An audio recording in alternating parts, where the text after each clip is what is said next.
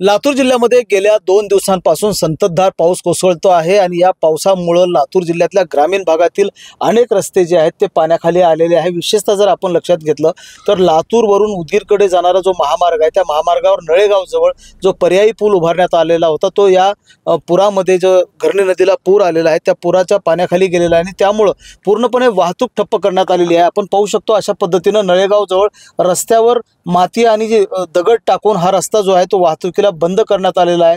तात्काळ निर्णय जो आहे तो प्रशासनाने घेतलेला आहे आणि त्यामुळे काल सायंकाळपासून हा रस्ता जो आहे तो पूर्णपणे बंद असलेला आपल्याला पाहायला मिळतो आहे। वाहतूक जी आहे ती शिरवंतपाळ आणि चाकूर मार्गाने वळवण्यात आलेली आहे। सतत जेव्हा पाऊस होतो तेव्हा या मार्गावरची वाहतूक जी आहे ती ठप्प होते आहे। आपण जर लातूर जिल्ह्यातल्या ग्रामीण भागातलं चित्र पाहिलं तर मन्याड नदीला देखील पूर आलेला आहे आणि शेनकुड आणि अहमदपूर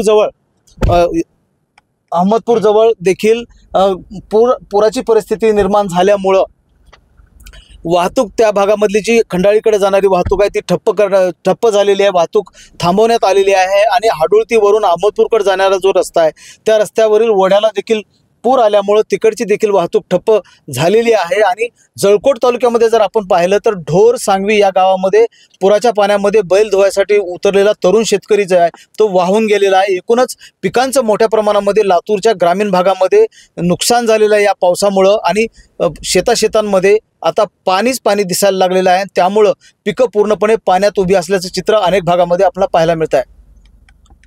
महेंद्र जोंधळे, TV9 मराठी, लातूर।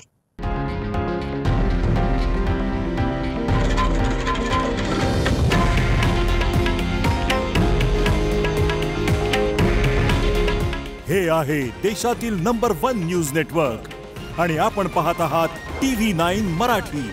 काळजी तुमची, हित महाराष्ट्राचं।